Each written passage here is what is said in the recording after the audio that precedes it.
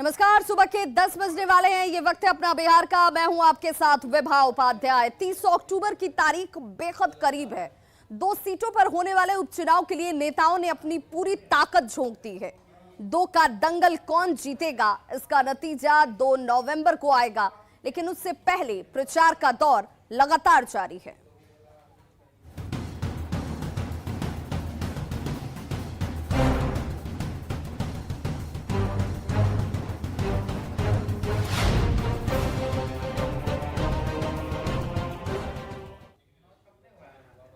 उपचुनाव के प्रचार में सीएम नीतीश कुमार आज 2 जगहों पर चुनावी सभा करते नजर आएंगे। कुशेश्वर स्थान और तारापुर में यह सभा होने वाली है।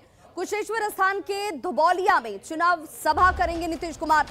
दोपहर 1 बजे का वक्त है जब सीएम नीतीश कुमार पहुंचेंगे और यहां कुशेश्वर स्थान पर चुनावी प्रचार में वो शामिल होते नजर आएंगे। तारापुर के ईदगाह मैदान में चुनावी सभा होने वाली है और यहां पर वक्त जो है चुनावी सभा का 3 बजे के करीब बताया जा रहा है जब नीतीश कुमार तारापुर पहुंचेंगे। और इन दोनों ही सीटों पर, जहां विधानसभा की इन दोनों सीटों पर उपचुनाव होने वाले हैं 30 अक्टूबर को, उससे पहले धुआंधार प्रचार करते हुए तमाम पार्टियों के नेता, और आज इस कड़ी में नीतीश कुमार की मौजूदगी होगी।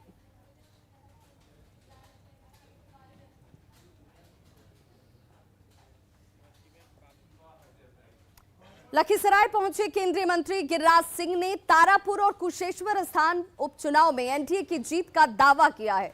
उन्होंने कहा कि कांग्रेस का कोई जनाधार यहां नहीं है और आरजेडी गलतफहमी में है। गिरिराज सिंह ने 1 नेशन 1 इलेक्शन की मांग की। साथ ही कहा कि अलग अलग समय में चुनाव होना देश के विकास के लिए बाधक है। एनडीए जीतेगा, इसमें कहीं कोई दो मत नहीं है। कांग्रेस का कोई जनाधार है नहीं और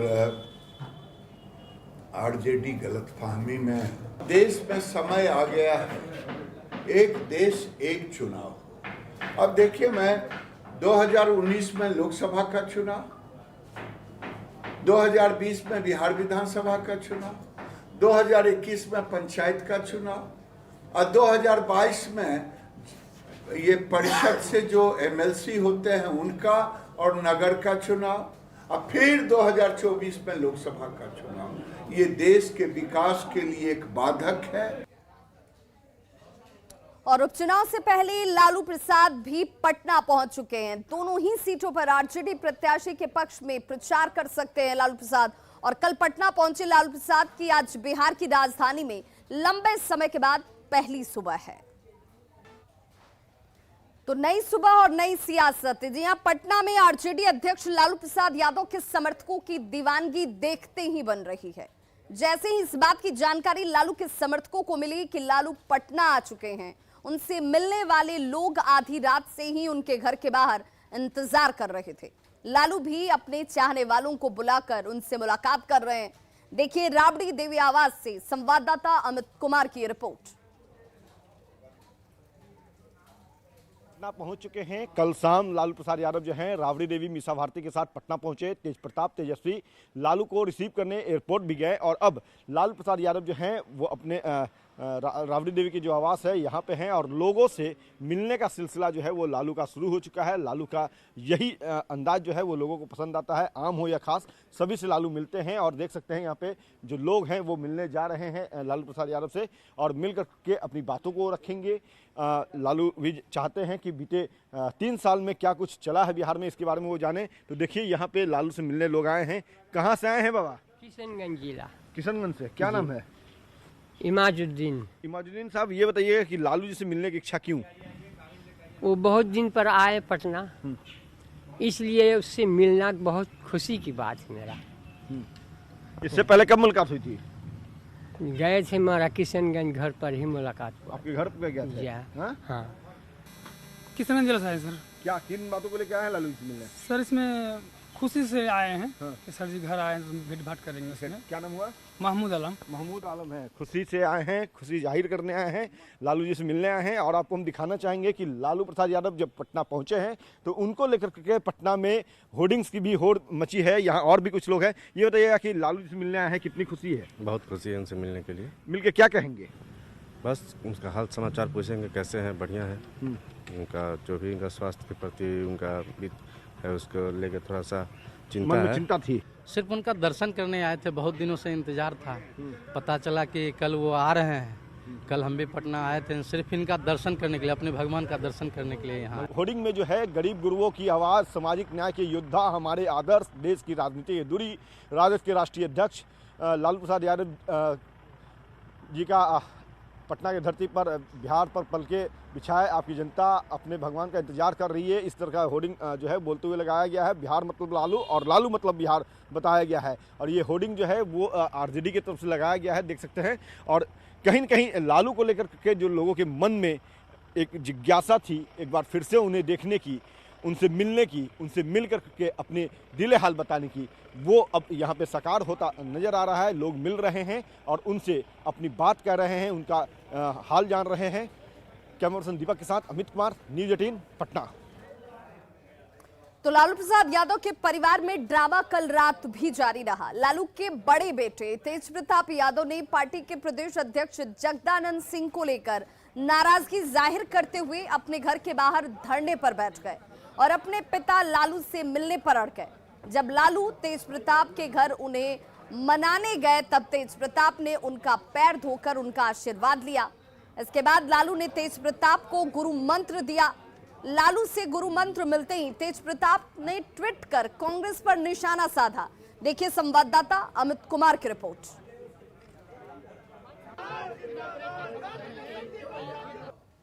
लालू प्रसाद यादव कल शाम जब पटना पहुंचे तो उनका स्वागत करने के लिए खुद तेज प्रताप तेजस्वी जो है पटना एयरपोर्ट पे मौजूद रहे। लेकिन महज कुछ मिनटों के बाद ही जो है वो फैमिली ड्रामा एक बार फिर से सामने आ गया। तेज प्रताप यादव जो हैं वो राबड़ी आवास जाने के बजाय वापस बैरंग लौट गए और उन्होंने एक बड़ा आरोप जो है वो जगदानंद सिंह पे लगा दिया। जगदानंद सिंह के बारे में तेज प्रताप यादव ने कहा कि जगदानंद सिंह ने उन्हें एयरपोर्ट पे अपने पिता लालू प्रसाद यादव का आशीर्वाद नहीं लेने दिया, उन्हें धक्का मार दिया और उसके बाद उनकी एंट्री भी इस 10 नंबर जो 10 सर्कुलर रोड है राबड़ी देवी का आवास, यहाँ होने नहीं दिया गया। और इससे नाराज होकर के तेज प्रताप यादव जो है वो यहाँ से वापस चले गए और उन्होंने खुले तौर पे घोषणा भी कर दी कि अब उनका नाता जो है वो तब तक आरजेडी से नहीं जुड़ सकता है जब तक जगदानंद सिंह पर कार्रवाई नहीं होती है। जगदानंद सिंह जो है वो आरजेडी से बाहर नहीं कर दिए जाते हैं। हालांकि इसको लेकर के वो धरना पे भी अपने आवास के बाहर बैठ गए और फिर लालू प्रसाद यादव जो हैं वो उन्हें मनाने के लिए, चूंकि तेज प्रताप यादव ने मांग की कि जब तक उनकी मुलाकात उनके पिता से नहीं हो जाती है वो धरना से नहीं उठेंगे। और इस कारण लालू प्रसाद यादव को कल देर रात जो है वो तेज प्रताप यादव के घर जाना पड़ा और वहां जाने के बाद तस्वीर पलट गई। तेज प्रताप यादव जो हैं वो अपने पिता लालू प्रसाद यादव का पैर धोए और धोने के बाद माता और पिता दोनों से उन्होंने आशीर्वाद लिया और इसके साथ ही उन्होंने एक ट्वीट भी की जिस ट्वीट में उन्होंने कांग्रेस पे करारा हमला बोला और सीधे तौर पे इस ट्वीट के जरिए उन्होंने कहा कि जो लोग कल तक देश को तोड़ने का काम करते थे, टुकड़े टुकड़े गैंग के लोग, वो अब देशवासियों को देशभक्ति की पाठ पढ़ा रहे हैं। इशारा कहीं ना कहीं सीधे तौर पे कन्हैया और उनके साथ जो कांग्रेस में शामिल जो है जिग्नेश मेवानी उन पे था, हार्दिक पटेल पे भी था। और इसके साथ ये भी साफ होती तस्वीर नजर आने लगी कि जो तलखी आरजेडी के बड़े नेताओं को लेकर के थी, तेजस्वी यादव को लेकर के थी, वो तलखी कहीं ना कहीं कमी है। क्योंकि तेज प्रताप यादव ने नाराजगी जाहिर करते हुए ये कहा था उन्होंने कि कांग्रेस का वो कुशेश्वर स्थान में समर्थन करेंगे, लेकिन कल जिस तरह से कांग्रेस पर उन्होंने पलटवार किया उससे यह साफ हो गया कि लालू प्रसाद यादव का दिया हुआ गुरु मंत्र जो है वो असर किया है। और अब तेज प्रताप यादव जो है उनकी तलखी जो है वो थोड़ी कमी है। बहरहाल देखना होगा कि ये तलखी कब तक शांत रहती है या आने वाले दिनों में तेज प्रताप यादव का उग्र रूप जो है एक बार फिर से सामने देखने को मिलता है। कैमरा पर्सन दीपक के साथ अमित कुमार, न्यूज़ 18 पटना। और आइए अब आपको बताते हैं कि तेज प्रताप यादव ने कांग्रेस पर हमला करते हुए क्या कुछ ट्वीट किया। भारत तेरे टुकड़े होंगे कहने वाले लोग आज लोगों को देशभक्ति समझा रहे हैं। जिनकी फोटो बीजेपी के पोस्टर के साथ वायरल होती है उन्हें भी कांग्रेस ज्वाइन कराती है। गांधी के नाम पर छल करने वाले लोग गांधीवाद का पाठ पढ़ाते हैं। या तो सुधर जाइए, नहीं तो जनता अपने वोट के जरिए सुधार देगी। तो ये वो ट्वीट है जो लालू प्रसाद से गुरु मंत्र मिलने के बाद तेज प्रताप यादव की तरफ से किया जाता है और इस ट्वीट के मायने अब समझे जाने लगे हैं। तो आरजेडी प्रवक्ता मृत्युंजय तिवारी ने कहा है कि लालू परिवार में सब ऑल इज वेल है। उन्होंने कहा कि विरोधी बेवजह इसे तूल दे रहे हैं। लालू प्रसाद जी के परिवार में सब ऑल इज वेल है। जो विरोधी परिवार पर राजनीति कर रहे हैं, मुद्दे की बात नहीं कर रहे हैं, बेरोजगारी, महंगाई, भुखमरी, महामारी, इस पर बात नहीं करेंगे। लालू प्रसाद जी के परिवार में सब ऑल इज वेल है। तो कला एवं संस्कृति मंत्री आलोक रंजन झा ने कांग्रेस और आरजेडी के बीच बयानबाजी को नूरा कश्ती करार दिया। उन्होंने कहा कि ये सब कुछ सिर्फ और सिर्फ नूरा कश्ती है। उन्होंने ये भी कहा कि दोनों पार्टियां जनता को बेवकूफ बनाने की कोशिश कर रही हैं, लेकिन वक्त बदल चुका है, जनता सब समझ चुकी है और महागठबंधन के सियासी खेल को अच्छी तरह से जनता समझ रही है। कांग्रेस जो है ये नूरा कुश्ती का खेल कर रही है। ये जनता को बेवकूफ़ बना रही है। उनको लगता है कि जनता बेवकूफ़ है। हम और राजद इसी तरह की नूरा कुश्ती खेल करके, और उनको लगता है कि वो एनडीए के वोट में विक्रय करने में सफल हो जाएंगे। और इस वक्त बड़ी खबर सिवान से आ रही है, जहां पर बेलौरी और बिल्लौर दो गांवों में 4 लोगों की मौत हो गई है। बेलौरी गांव में 3 और बिल्लौर गांव में 1 शख्स की मौत हुई है। जहरीली शराब पीने से मौत की आशंका जाहिर की जा रही है। ये बड़ी खबर सिवान जिले से आ रही है, जहां पर डीएम ने पोस्टमार्टम कराने की बात कही है। पोस्टमार्टम के बाद मौत के सही वजहों का खुलासा हो पाएगा। उसके पीछे, मौत के पीछे की वजह क्या रही, इसकी जानकारी के लिए पोस्टमार्टम रिपोर्ट का इंतजार करना होगा। डीएम की तरफ से ये बयान इस वक्त सामने है, लेकिन 4 लोगों की मौत के बाद गांव में जरूर डर का माहौल है। आशंका जाहिर की जा रही है कि जहरीली शराब पीने की वजह से इन 4 लोगों की मौत हुई है। बेलौरी और बिल्लौर 2 गांव हैं और इन दोनों ही गांव से 4 लोगों की मौत हुई है। तो जहरीली शराब पीने से मौत की आशंका जाहिर की जा रही है। हालांकि डीएम ने कहा है कि शवों को पोस्टमार्टम के लिए भेजा जाएगा। पोस्टमार्टम रिपोर्ट का इंतजार किया जा रहा है। पोस्टमार्टम रिपोर्ट क्या कहती है उसके लिए इंतजार करना होगा थोड़ा, जिससे पता चल सके कि इन 4 लोगों की मौत की सही वजह क्या रही। लेकिन जो आशंका जाहिर की जा रही है, जहरीली शराब की वजह से इन 4 की मौत हुई है। बिल्लौरी और बिल्लौर ये 2 गांव हैं जिनमें 4 लोगों की मौत के बाद इलाके में सनसनी जरूर है। बिल्लौरी में 3 लोगों की मौत हुई है, जबकि बिल्लौर में 1 शख्स की जान गई है और आशंका के तौर पर यही जाहिर किया जा रहा है कि शराब पीने के बाद इन सभी की मौत हुई है। और सहयोगी मृत्युंजय कुमार सिंह हमारे साथ इस वक्त ज्यादा जानकारी के साथ फोन लाइन पर सिवान से जुड़ गए। मृत्युंजय, डीएम का स्टेटमेंट कि पोस्टमार्टम का इंतजार कराया जा रहा है, लेकिन परिवार क्या कहता है, आसपास के लोग क्या कहते हैं? जी देखिए, अगर परिवार की बात की जाए तो उन्हें साफ तौर पे आरोप परिवार द्वारा लगाया जा रहा है कि जहरीली शराब पीने से 4 की मौत हुई है। जैसे हमारी परिजनों से बात हुआ, उनका कहना है कि रात में ये लोग शराब की नशे में आए और मध्य रात्रि से इन सभी की तबीयत बिगड़ने लगी और सुबह होते होते 4 की मौत हो गई। जी, ये घटना गुठनी थाना क्षेत्र के एक गाँव बेलौर और दूसरा गाँव बेलौरी की है, जहाँ पे 4 लोगों की मौत हुई है, जहाँ पूरे इलाके में दहशत का माहौल हो गया है। वहीं इस मुद्दे पे सिवान के डीएम अमित कुमार पांडे से मेरी बात हुई। उनका कहना है कि सभी लोगों को पोस्टमार्टम कराया जाएगा। विजिलर रिपोर्ट जब तक आएगा तब क्लियर हो पाएगा कि आखिर इन लोगों की मौत कैसे हुई है।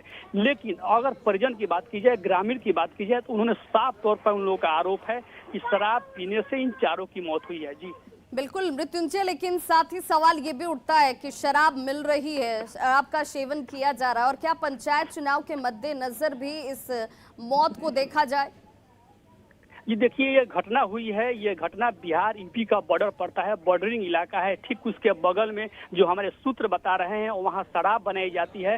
तो कहीं ना कहीं वहाँ 2 दिन पहले काउंटिंग हुआ था और कैंडिडेट जीते हुए थे, तो चुनाव के मर्जर भी आशंका जताया जा रहा है कहीं ना कहीं प्रत्याशियों द्वारा जीत मिली है और जीतने के बाद हो सकता है कि शराब का सेवन कराया गया हो। लेकिन इस मुद्दे पर जो स्थानीय लोग हैं वो भी नहीं कुछ बोल पा रहे और प्रशासन भी नहीं बोल पा रहे। लेकिन क्या कुछ और लोगों ने शराब का सेवन किया, इस तरह की कोई जानकारी मिल रही है? क्योंकि जब जीत का जश्न मनाया गया होगा तो ऐसा नहीं है कि सिर्फ इन 4 लोगों ने ही शराब पी होगी, तो क्या ऐसी भी आशंका जाहिर की जा रही है?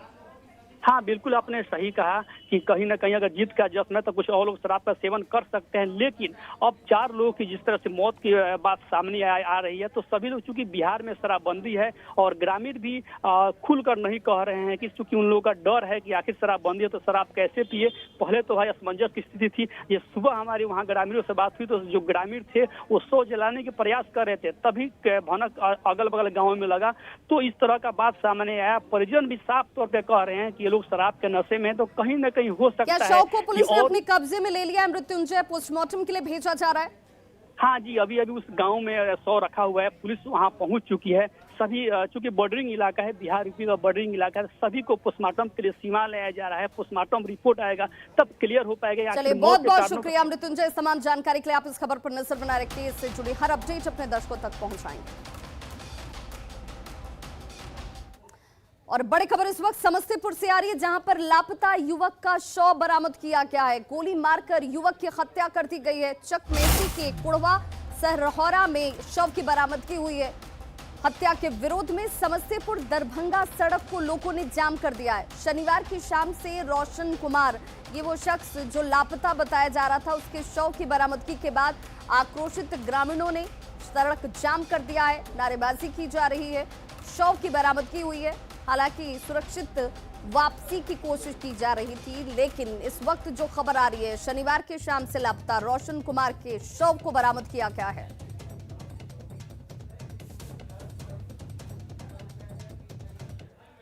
और अब बात अररिया में रह रहे एक विदेशी संदिग्ध की।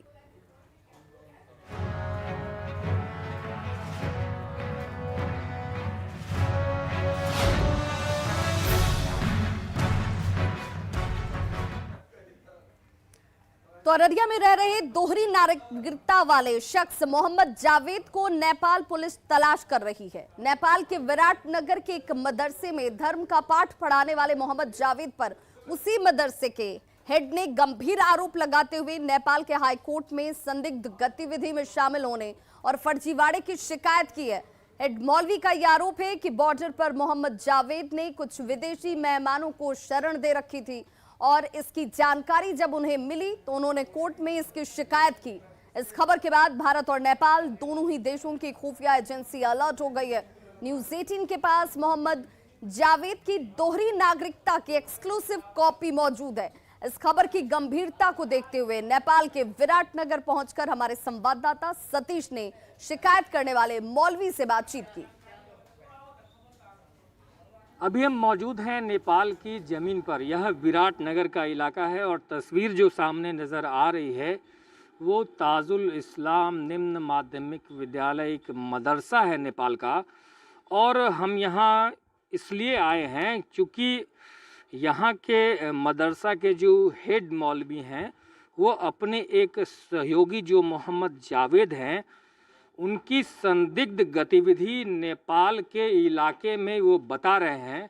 और अभी हम प्रधानाध्यापक कार्यालय में इस मदरसा बोर्ड के, और वो संदिग्ध व्यक्ति जो है उस पर हाई कोर्ट में एक मामला दर्ज हुआ है और वो अभी फरार है। बता दें कि नेपाल का सटा जो इलाका है अररिया के, नेपाल के की खुली सीमा 100 किलोमीटर की खुली सीमा है और यहाँ कई संदिग्ध गतिविधियाँ होती रहती हैं। और अब यह जो झंडा है वो देख रहे हैं नेपाल का है और हम विराटनगर के इलाके में हैं। ये बताइए सर कि आखिर वो जो जावेद हैं, जी हाँ सर, वो क्या संदिग्ध गतिविधि आपने देखा होगा?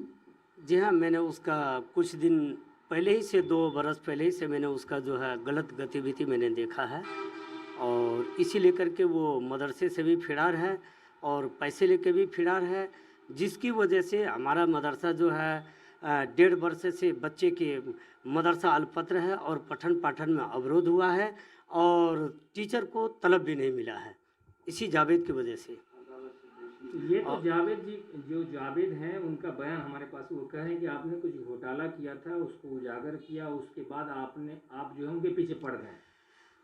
हाँ सर, ऐसी कोई बात नहीं। अगर घोटाला करता तो यहाँ मेरी आवाम है, अभिभावक है, यहाँ सरकारी कार्यालय है, उनको कार्रवाई मेरे ऊपर करना चाहिए। जावेद कौन होता है? जावेद तो खुद गलत है, तो वो जो ऐसी कोई बात नहीं है मदरसे के ऊपर। यहाँ कैसे आया?